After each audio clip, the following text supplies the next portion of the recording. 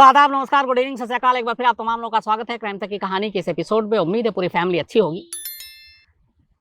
एक लड़की जो एक कॉल सेंटर में एक बीपीओ में काम करती है, महीनों काम करती है, हजारों फोन उठाती है, और उसके बाद एक रोज अचानक उस लड़की का एक ऐसा सच सामने आता है कि उसके एक दोस्त को दिल का दौरा पड़ता है, और 2-3 दोस्त ऐसे हैं जिनकी दिमागी हालत थोड़ी सी बिगड़ने लगती है। वो क्या कहानी थी, क्यों थी, ये पूरी कहानी आपके सामने रखूं उससे पहले एक जरूरी बात। चूंकि क्राइम तक फैमिली है आप, तो क्राइम की सारी खबरें आप लोग सुनते देखते रहते हैं, क्राइम रिपोर्टिंग, क्राइम की दुनिया। तो ऐसे एक और क्राइम रिपोर्टर, और मुझे लगता है कि इस देश में जो गिने चुने तेज तर्रार रिपोर्टर हैं उनमें से एक जितेंद्र दीक्षित। हमारा करीब 20 साल पुराना रिश्ता है, और लगभग हम लोगों ने साथ ही शायद करियर शुरू किया, एक साथ काम भी किया, फिर जितेंद्र किसी और चैनल में, मैं कहीं और, लेकिन हमारा रिश्ता बना रहा। मुलाकात बेशक कम हो, लेकिन चाहे वो होली, दिवाली हो, ईद हो, मैसेज पे ज़रूर बात होती है, विश ज़रूर होता है। और एक बेहतरीन इंसान, एक अच्छा क्राइम रिपोर्टर होने के अलावा बेहद तेज तर्रार, देश के होनहार क्राइम रिपोर्टरों में मैं शामिल करता हूँ जितेंद्र को। बस जितेंद्र के अंदर एक अच्छी आदत ये है कि किताब लिखने का भी शौक है। उसने तीसरी किताब लिखी है, और इस किताब को मैंने कम से कम आधे से ज़्यादा पढ़ डाली, और मुझे लगता है पूरी क्राइम तक फैमिली भी अगर इसे पढ़ेगी तो पसंद आएगी। किताब मैं आपको दिखाऊंगा भी, बताऊंगा भी कहाँ मिलेगी। ये कहानी असल में 3 दोस्तों की। जितेंद्र मुंबई में बॉम्बे 3 में रहा। बॉम्बे 3 वो जगह है जो भिंडी बाजार हो, मोहम्मद अली रोड हो, नागपाड़ा हो, भिंडी बाजार, बल्कि ये बॉम्बे 3 वो इलाका जिसने हिंदू मुस्लिम दंगे देखे, जिसने गैंग वॉर देखा, जिसने आतंकवादी हमला देखा, तो ये बहुत सारी चीज़ें थी। तो ये कहानी जो है 3 दोस्तों की है, एक हिंदू और 2 मुस्लिम दोस्त। कैसे वो सारी चीज़ें एक साथ देखते हैं, फिर धीरे धीरे बड़े होते हैं, वक्त बदलता है, हालात बदलते हैं, दोस्तों की राय बदलती जाती है, कुछ ऐसी चीज़ें होती हैं कि उनमें आपस में मनमुटाव भी हो जाता है, उनकी सोच में भी फ़र्क आ जाता है। तीनों बड़े होते हैं। एक दोस्त जर्नलिस्ट बनता है, एक दोस्त पुलिस डिपार्टमेंट में खुफिया विभाग में काम करता है, और तीसरा गलत रास्ते पे चलता हुआ ISIS ज्वाइन कर लेता है, मतलब वो एक टेररिस्ट बन जाता है। तीनों अपने अपने काम में लगे हुए थे, वक्त बीतता है, फिर तीनों की मुलाकात होती है, फिर तीनों एक साथ होते हैं। तीनों जब बातचीत करते हैं तो पता चलता है कि तीनों ही अपने काम से खुश नहीं है। न वो जर्नलिस्ट जिसका अच्छा खासा इस देश में नाम है, जो बेहतरीन काम कर रहा है, वो भी शायद पूरी तरह से खुश नहीं है।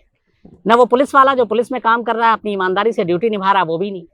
और जो टेररिस्ट बना, उसे भी लगा कि शायद वो बहुत गलत रास्ते पे चल गया और ये सही रास्ता नहीं है।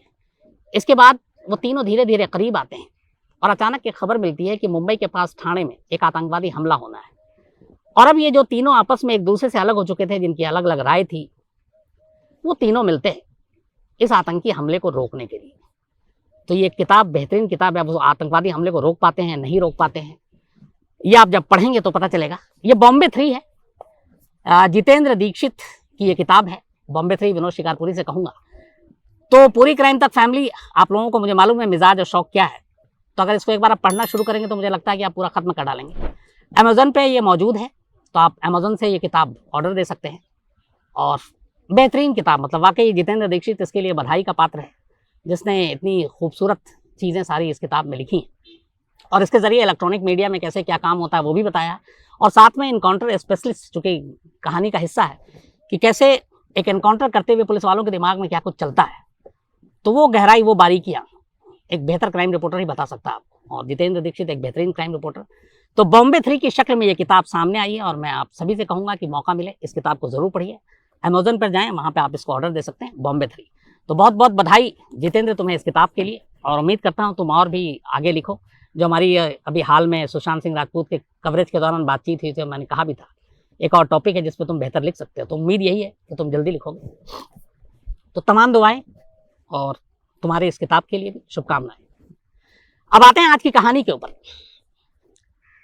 दिल्ली के पास गुड़गांव, एक नाम आप सभी ने सुना होगा, बहुत फेमस, अब वो बदलकर गुरुग्राम हो चुका है। 80 के दशक की बात है, तभी एकदम सन्नाटा, जंगल, आसपास में कुछ पहाड़ियां, लोग बहुत कम आ जाया करते थे, बल्कि शाम होने के बाद, अंधेरा होने के बाद ना गुजरना ही बेहतर मानते थे। और वे वैसे ही था पूरा उस वक्त का गुड़गांव। लेकिन 80 के दशक में अचानक दिल्ली के आसपास सटे कुछ इलाकों की तकदीर पलट गई। जिसमें एक नोएडा है।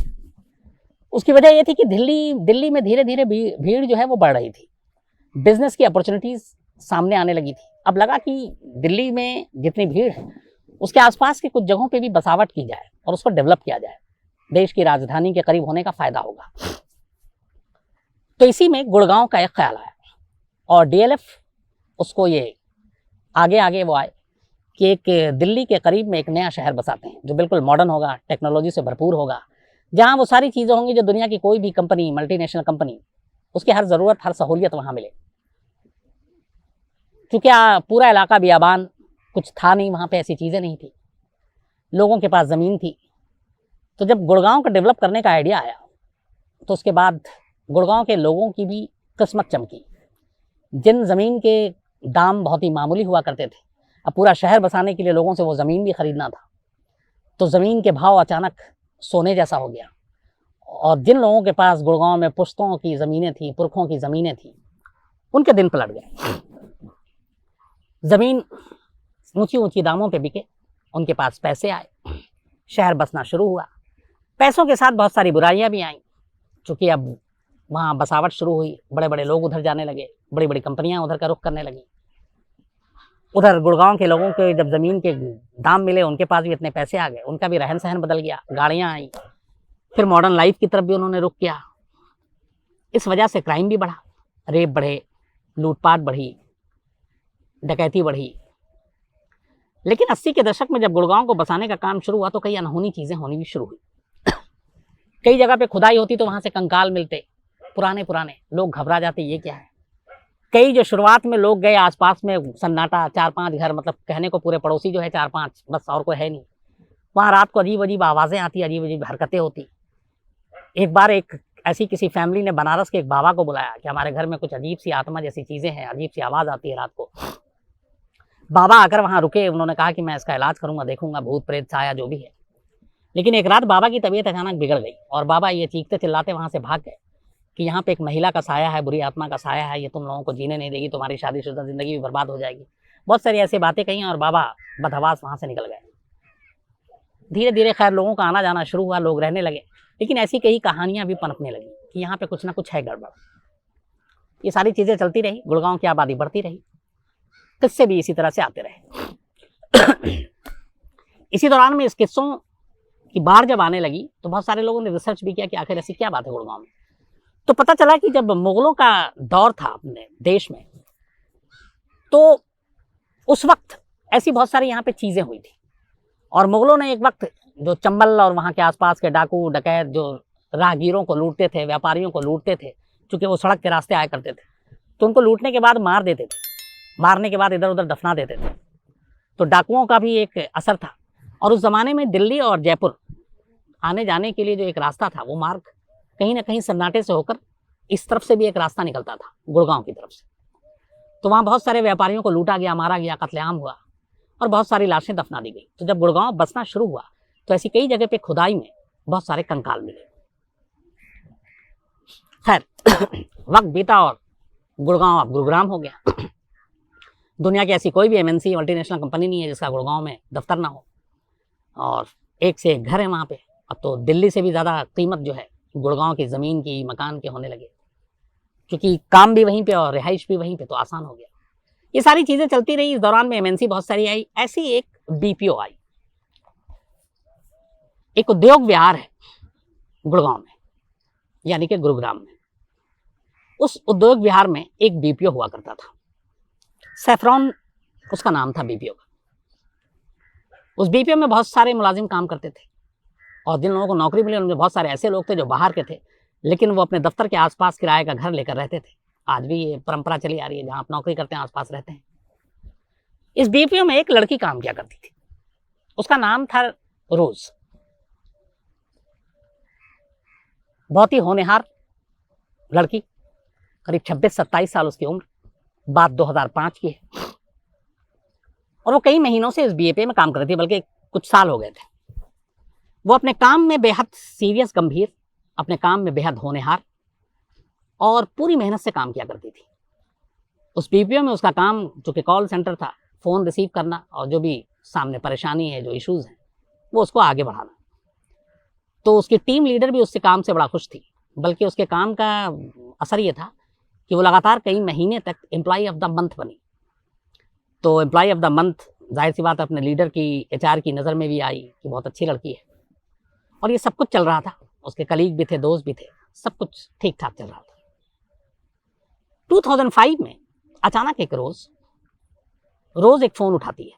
कॉल सेंटर पे डेली वो बहुत सारे फ़ोन उठाती थी, और वो फ़ोन पे बात करना शुरू करती है। किसी कस्टमर का फ़ोन होगा, जिस कंपनी के साथ इस बीपीओ का रिश्ता था, तो उसी से जुड़ा हुआ कोई कस्टमर शायद फ़ोन कर रहा था।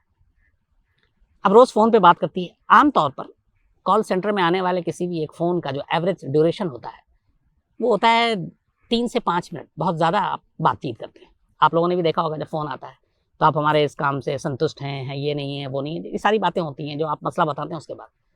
तो 3 से 5 मिनट एवरेज बातचीत होती है। उस दिन भी रोज़ ने फ़ोन उठाया। दोपहर बाद का वक्त था। फ़ोन उठाने के बाद वो बात करती है। इत्तेफाक से ये बातचीत बड़ी लंबी खिंचती जाती है, लगभग 1 घंटे के आसपास। टीम लीडर उसके इर्द गिर्द ही थी। वो जब भी आया और उसके बाद देखे कि इसी एक नंबर पे ये बात की जा रही है, तो उसे लगा कि कुछ मसला गंभीर होगा, तो उसने कुछ कहा नहीं। लगभग 1 घंटे की बातचीत के बाद अचानक रोज का पूरा जो रवैया था वो बदल जाता है। गुस्से में भी, परेशान भी, और बिना किसी को कुछ कहे लोग उससे एक दो पूछते भी हैं उसके कुलीग क्या हुआ, और वो कुछ कहती नहीं है, और अपना बैग उठाकर वहां से निकल जाती है दफ्तर से। किसी को कुछ समझ में नहीं आया कि रोज के साथ हुआ क्या। टीम लीडर जो उसकी इर्द गिर्द कई बार वहां का चक्कर काट कर गई थी, वो उसके बराबर में कुलीग से पूछती कि क्या हुआ, ये अचानक क्यों उठ कर गई। तो उसने कहा बस इतना बोल के गई कि मैं घर जा रही हूँ। क्यों गई, बाकी क्या हुआ, उसे कुछ पता नहीं। टीम लीडर को चिंता हुई कि एक तो होनहार एम्प्लॉय थी, फिर उसे ये भी था कि ये 1 घंटे तक बात कर रही थी, और 1 घंटे अमूमन कोई बात करता नहीं है कॉल सेंटर में। उसने फिर उस नंबर को चेक करना शुरू किया, जो भी उनका तरीका है कि लास्ट कॉल पे जो बात कर रही थी वो कहाँ से, किसका कंप्लेंट था। तो जब उसने उसके टर्मिनल पर वो देखा, टीम लीडर की हवा खराब हो गई। उसने देखा कि फोन पे तो वो 1 घंटे से बात कर रही है, लेकिन सामने से कोई फोन ही नहीं आया था। मतलब वो इधर से बात कर रही है और उधर से कौन था ये मालूम नहीं। तो बिना कॉल के फोन पर वो बात कर रही थी। अब उसे बड़ा अजीब लगा कि ये क्या है। टीम लीडर परेशान हो गई। फिर उसने कहा कि शायद कुछ होगा, हटाओ, बात आई गई हो गई। अब अगले दिन टाइम पर रोज को वापस दफ्तर आना था, लेकिन वो दफ्तर नहीं आई। कुछ वक्त बीता, टीम लीडर ने पूछा बाकी कलीग से कहाँ है, तो बताया कि वो अभी तक आई नहीं। और ये पहले कभी नहीं हुआ। चूंकि एम्प्लॉय ऑफ द मंथ कई बार रही, टाइम की पंक्चुअल, अपना काम ईमानदारी से करना सभी की नजरों में थी वो, इसी वजह से, इसी खासियत की वजह से। अब वो अगले दिन नहीं आई तो बड़ी चिंता हुई। फिर लगा टीम लीडर को कि कल शायद वो परेशान थी, पता नहीं कुछ बात हो गई हो, चलो कोई बात नहीं। अब दूसरा दिन आता है, फिर रोज दफ्तर नहीं आती। अजीब लगता है। फिर टीम लीडर परेशान, और उसे लगता है कि शायद कुछ हो गया। अच्छा, वो फोन कर रही है, उसका मोबाइल स्विच ऑफ, बात आई गई होगी। करीब 3-4 दिन बीत जाता है। 3-4 दिन बीतने के बाद अब टीम लीडर को कुछ वो होता, क्योंकि एक तो वो ऑफिस नहीं आ रही, उसने कोई रिपोर्ट नहीं दिया, ना वो मेल पे कोई जवाब दे रही है, ना फोन उठा रही है, ना टेक्स्ट का जवाब दे रही है। तो करीब 4 दिन के बाद टीम लीडर को कुछ चिंता हुई। तो उसने कहा कि चूंकि किसी तरह से कम्युनिकेशन बन नहीं रहा था, तो इसके घर भेज कर देखते हैं।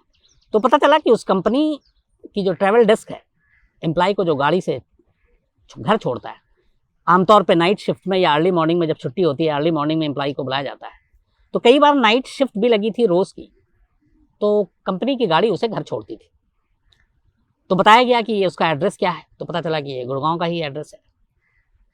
इत्तेफाक से उस कंपनी का एक ड्राइवर था जिसने रोज को कई बार घर छोड़ा था। तो उस ड्राइवर को बताया जाता है कि तुमने रोज को छोड़ा है, तुम जरा उसके घर तक जाओ। ड्राइवर जाता है रोज के घर, जहां वो रोज को कई बार छोड़ चुका है। वहां जाने के बाद घर में वो दस्तक देता है। जो लैंडलॉर्ड थे वो बाहर आते हैं। उसके बाद बताता है कि मैं फलाने कंपनी से हूँ, हमारी एक एम्प्लॉई है, रोज नाम है, और वो कई दिनों से दफ्तर नहीं आ रही, तो उनके बारे में बात करनी है कि ना वो मेल का जवाब दे रही, ना फोन उठा रही, ना मैसेज का जवाब दे रही। तो लैंडलॉर्ड उस ड्राइवर का मुंह देखते हैं, कहते हैं आपने क्या नाम बताया। उसने कहा रोज। उसने कहा यहाँ इस नाम की कोई लड़की नहीं रहती। अब ड्राइवर हैरान, कहता मैंने खुद कई बार इसी दरवाजे के बाहर उनको छोड़ा है, और वो इसी घर में किराए पे रहती हैं, उनका एड्रेस लिखा हुआ हमारे ऑफिस में भी।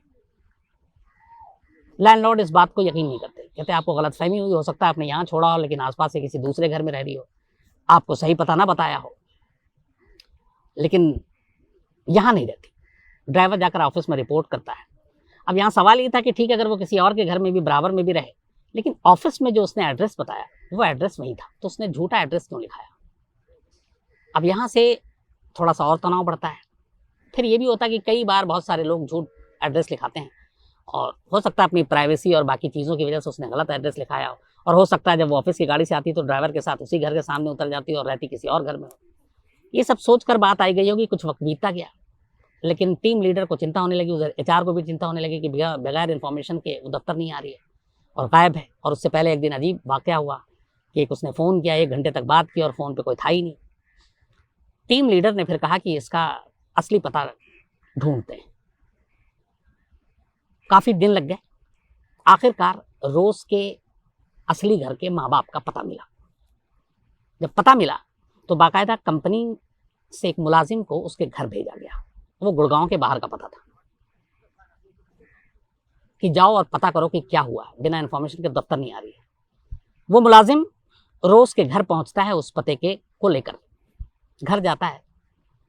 घर पे रोज़ के माँ बाप मिलते हैं, तो जाकर बताता है कि मैं इस कंपनी से हूँ और पिछले कई दिनों से बिना किसी खबर के रोज़ दफ्तर नहीं आ रही, और उसने गुड़गांव का जो पता दिया वहाँ पे भी लैंडलॉर्ड कह रहे हैं कि वो तो यहाँ रहती नहीं है। माँ बाप ने पूछा कि कब से नहीं आ रही है, उसने कहा कि करीब 15 दिन हो गए। तो वहाँ कितने दिन से काम कर रही थी, उसने कहा साल से ज़्यादा हो गया। अब जो माँ बाप ने जवाब दिया उससे उस मुलाजिम के पैरों तले ज़मीन खिसक गई। माँ बाप ने कहा कि आपको गलतफहमी हुई होगी, क्योंकि रोज़ की मौत को 8 साल हो चुके हैं। अब ये सुनकर पहले तो मुलाजिम को लगा कि ये क्या गलतफहमी है, कुछ गलत घर पे आ गए। तो उसने कहा नहीं, वो हमारे दफ्तर में काम करती थी, मैं खुद कई बार मिला हूँ, ये भी नहीं है कि मैंने नहीं देखा, मैंने देखा है, और उसकी तस्वीर भी थी, उसके आई कार्ड और बाकी चीज़ें जो बनी थी। तो उसने कहा ये, माँ बाप ने कहा ये वही है। अच्छा, उस घर में भी माँ बाप ने रोज़ की तस्वीर दिखाई, उसने पहचान लिया, दोनों तस्वीरें मिल गई। बोला ये सब कुछ सही है, पर ये नामुमकिन है कि रोज़ आपके दफ्तर में काम कर रही थी और 15 दिन पहले तक काम कर रही थी, इसको मान ही नहीं सकते, क्योंकि उसकी मौत 8 साल पहले हो चुकी। ये सुनने के बाद उस मुलाजिम को लगा कि माँ बाप झूठ नहीं बोल रहे हैं, लेकिन उसकी हालत का अंदाज़ा आप लगा सकते हैं। जिसके साथ वो काम कर रहा था 15 दिन पहले तक, जिसको वो बेहतर तरीके से जानता था, उस लड़की के बारे में उस लड़की के ही माँ बाप कह रहे हैं कि उसको मरे हुए तो 8 साल हो चुके हैं। वो बदहवास वहाँ से आता है, ऑफिस में आके इन्फॉर्म करता है, कोई मानने को तैयार नहीं। इसके बाद कुछ सीनियर अफसर फिर माँ बाप से संपर्क करते हैं, उस कंपनी के एचआर के लोग, मतलब पूरी कहानी सामने आती है कि वाकई माँ बाप जो कह रहे हैं वो सच है, और इस रोज़ नाम की लड़की की मौत को 8 साल हो चुके हैं। अब ये बात दफ्तर में अचानक फैल जाती है। जो रोज़ की एक बहुत करीबी दोस्त थी, उसको दिल का दौरा पड़ता है। जो उसके आसपास कुछ 2-3 लोग और थे जिसके साथ वो ज़्यादा उठती बैठती थी, बातें करती थी, उनकी दिमागी हालत थोड़ी थोड़ी खराब होने लगती है। कंपनी को लगता है कि ये बात अगर फैलेगी तो कंपनी बंद करना पड़ेगा, गलत असर जाएगा, बाकी एम्प्लॉय डरेंगे। तो इस बात को अब दबाने की कोशिश की जाती है, लेकिन पूरी कहानी जो निकल कर आती है वो ये कि ये बीपीओ जिस ज़मीन पर बनी थी वो एक कब्रिस्तान हुआ करता था, और जब इस बीपीओ को बनाने की खुदाई हो रही थी तो बहुत सारे कंकाल भी निकले थे। बट वो कब्रिस्तान बहुत करीब करीब 100 साल से भी ज़्यादा पुराना होगा, तो वहाँ से बहुत सारे कंकाल भी निकले थे। फिर वहाँ के एक एक करके एम्प्लॉय ने जब ये रोज़ की कहानी सामने आई तो अपने अपने किस्से सुनाने शुरू किए। बेसमेंट में पार्किंग था, एक दिन पता चला कि गार्ड जो है बेसमेंट में जिसकी ड्यूटी थी वो एक चेयर पे बैठा था, दूसरे चेयर को सामने एक चेयर पे रखकर आराम से लेटा हुआ था। 2 बार उसे लगा कि उसका पैर उस चेयर से किसी ने हटाया, उसे लगा कि उसका वहम है। तीसरी बार में उसका टांग खींचकर किसी ने ज़मीन पर गिरा दिया और वो बदहवास वहाँ से भागा, भागकर लोगों को बताया। लोगों ने कहा कि या तो ये झूठ बोल रहा है, या नींद में था, या सपना देखा, या इसने पी रखी है। उसकी बात नहीं मानी। कई बार ऐसा हुआ कि वहाँ की लिफ्ट बंद हुई और अचानक खुल गई और किसी ने बटन नहीं दबाया। तो ये छोटी छोटी, एक बार वॉशरूम में एक महिला के चीखने की आवाज़ आई। एक एम्प्लॉय ने, बाद में बहुत सारे लोगों ने इंटरव्यू भी किया, बात भी की थी, उस एम्प्लॉय ने कहा कि वो उस वक्त वॉशरूम गया था, अचानक उसे एक महिला के चीखने की आवाज़ आई। वो जब बाहर निकला तो थोड़ी दूर पर लेडीज़ वॉशरूम था। उसने देखा वहाँ से एक कुलीग उसकी बदहवास बाहर निकली, और इसको जब देखा तो उसने कहा तुमने भी एक चीख सुनी? उसने कहा मुझे लगा तुम चीखी थी। उसने कहा नहीं। तो ऐसी कई कहानियाँ थी। लेकिन जब रोज की कहानी सामने आई तो वहां के लोग पैनिक हो गए। इस पे बाद में शायद कोई फिल्म या सीरियल भी बना। लेकिन आज भी गुरुग्राम में, उद्योग विहार में रोज की कहानी, हालांकि इस बारे में मैंने बीच में कुछ पुलिस वालों से बातचीत करने की कोशिश की, 2005 में वहाँ थे। उन्होंने कहा ऑफिशियली कोई ऐसी रिपोर्ट किसी ने लिखा ही नहीं, लेकिन हमारे कानों तक भी ये कहानी पहुंची थी। और इसमें सवाल ये था कि हम रजिस्टर्ड क्या करें, क्या केस करें, क्या बनाएं। तो इसलिए ये मामला कानून के पन्नों में कभी दर्ज नहीं हुआ, लेकिन ये कहानियां गुरुग्राम, इस कंपनी, वहाँ आसपास के रहने वाले हर एक के कानों में है। तो आज भी ये एक रहस्य है कि एक लड़की जिसकी मौत 8 साल पहले हुई, वो महीनों तक एक कॉल सेंटर में काम करती है, हज़ारों कॉल उठाती है, हज़ारों लोगों से बात करती है, उनके मसले सुलझाती है, एम्प्लॉय ऑफ द मंथ का अवार्ड जीतती है, और बाद में पता चलता है कि वो तो एक मुर्दा है। तो ये थी कहानी। आपसे अब मुलाकात होगी कल रात 9 बजे किसी और नई कहानी के साथ। लेकिन एक बार फिर खत्म करने से पहले जितेंद्र दीक्षित की ये किताब बॉम्बे 3 पढ़िएगा ज़रूर, अमेज़न पे है। और इस बात की गारंटी है कि आपको उसको पढ़ के अच्छा लगेगा और मज़ा आएगा। और बॉम्बे 3 का वो जो पूरा इलाका है उसको जानने समझने का मौका मिलेगा। एक पुलिस वाले का दिमाग किस तरीके से चलता है, एनकाउंटर स्पेशलिस्ट किस तरीके से एनकाउंटर से पहले, एनकाउंटर के बाद क्या सोचता है, क्या करता है, वो आपको जानकारी मिलेगी। और बाकी किस तरीके से हिंदू और मुस्लिम के रिश्तों को पिरोया है वो भी आपको बारीकी से समझने को मिलेगा। तो बॉम्बे 3 खरीदिएगा, पढ़िएगा, अपनी राय ज़रूर दीजिएगा और बताइएगा आप लोग मेल पर भी। और आपकी जो राय होगी मैं जितेंद्र तक भी पहुंचाऊंगा। तो आज कहानी में इतना ही। आपसे कल मुलाकात होगी रात 9 बजे किसी नई कहानी के साथ। तब तक अपना ख्याल रखिएगा। Thank you very much.